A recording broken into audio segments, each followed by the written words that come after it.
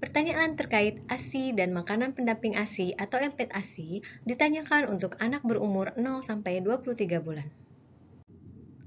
Sebelum ke pertanyaan 14-17, tanyakan kembali umur anak dalam bulan, kemudian beri tanda checklist sesuai dengan umur anak. Pertanyaan 14-17A dan B. 14-17A. Apakah Baduta pernah disusui atau diberi ASI? Jika iya, lingkari kode 1. Jika tidak, lingkari kode 5 dan lanjutkan ke pertanyaan 14-19.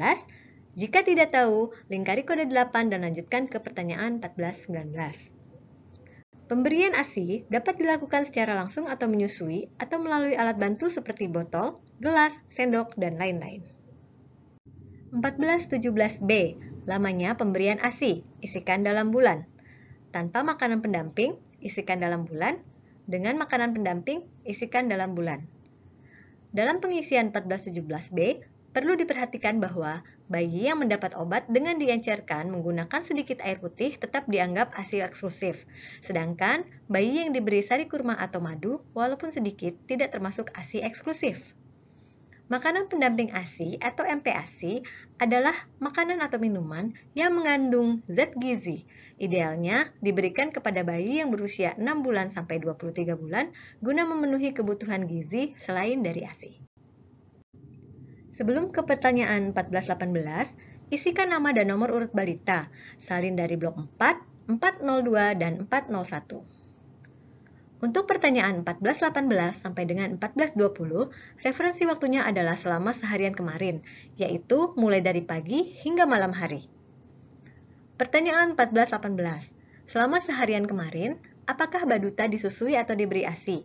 Jika iya, lingkari kode 1, jika tidak, lingkari kode 5, dan jika tidak tahu, lingkari kode 8. 14-19, selama seharian kemarin, apakah Baduta menerima cairan, termasuk cairan yang dikombinasikan dengan makanan lain dan cairan yang dikonsumsi di luar rumah? A. Susu selain ASI, susu formula, susu bubuk, susu segar, UHT plain. Jika iya, isikan berapa kali susu selain ASI dikonsumsi oleh Baduta. Yang dimaksud susu selain ASI adalah semua jenis susu formula bayi yang diproduksi secara komersial, termasuk formula kedelai, susu formula lanjutan, yaitu susu pertumbuhan susu balita, semua jenis susu dari mamalia, misalnya sapi, kambing, domba, kerbau, dan unta, yang diberikan kepada anak sebagai cairan baik mentah atau dipasteurisasi. Yang termasuk di dalam kelompok ini adalah jenis susu tanpa tambahan pemanis atau plain. Jika Baduta menerima susu selain ASI, tanyakan frekuensinya. Jika frekuensi 7 kali atau lebih, tuliskan 7 pada kotak yang tersedia.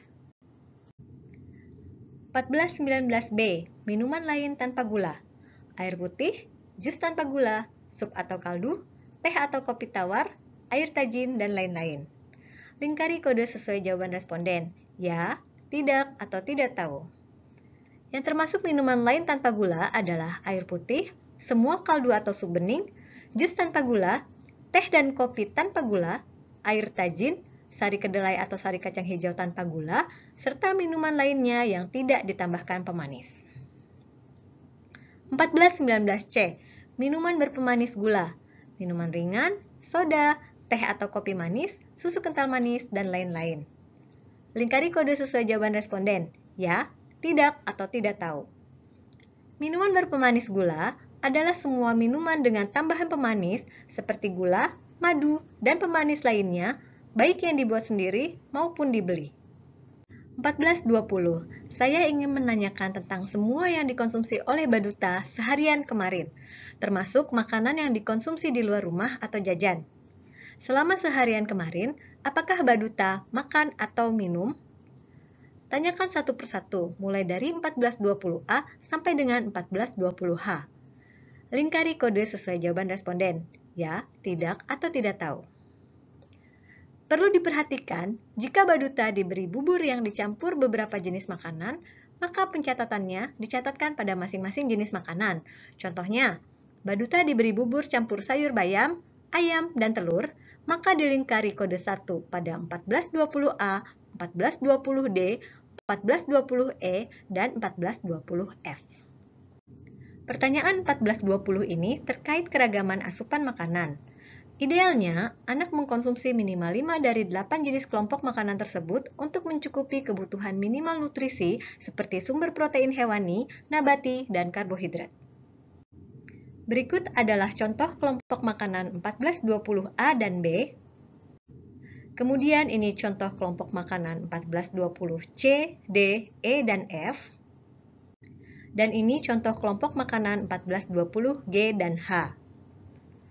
Makanan dicatat di pertanyaan 1420H jika dimakan sebagai snack atau cemilan atau kudapan di luar jam makan dan bukan sebagai makanan pokok, dimakan 3 kali sehari sebagai makanan pokok atau lauk. Sedangkan, jika dimakan sebagai makanan pokok atau lauk, maka dicatat di kelompok makanan sesuai bahan dasar makanan tersebut. 1421. Selama seharian kemarin, apakah Baduta diberi makanan baik berupa makanan padat, makanan setengah padat, atau makanan lunak? Jika iya, isikan berapa kali Baduta diberi makanan padat, setengah padat, atau lunak. Pemberian makanan padat, setengah padat, atau lunak mencakup makanan utama dan makanan selingan atau jajanan atau snack dalam porsi yang wajar. Tanyakan frekuensi pemberian makanan selama seharian kemarin, mulai dari pagi hingga malam hari. Jika frekuensinya 7 kali atau lebih, tuliskan 7 pada kotak yang tersedia. Contoh pengisian untuk pertanyaan terkait ASI dan MPASI dapat dilihat pada slide-slide berikut. Berikut contoh pengisian pada kuesioner. Dan berikut ini lanjutan contoh pengisian pada kuesioner. Dan ini adalah penegasan pada blok ASI dan MPASI. Berikut adalah gambaran pertanyaan terkait ASI dan MPASI mulai dari 1417 sampai 1421. Berikut ini adalah data dan indikator informasi yang dapat diperoleh dari blok 14 tentang imunisasi, ASI, dan MPASI. Terima kasih atas perhatian Bapak dan Ibu. Semoga data yang dikumpulkan oleh Bapak dan Ibu bermanfaat bagi pembangunan bangsa dan negara. Wabillahi taufiq wal hidayah. Wassalamualaikum warahmatullahi wabarakatuh.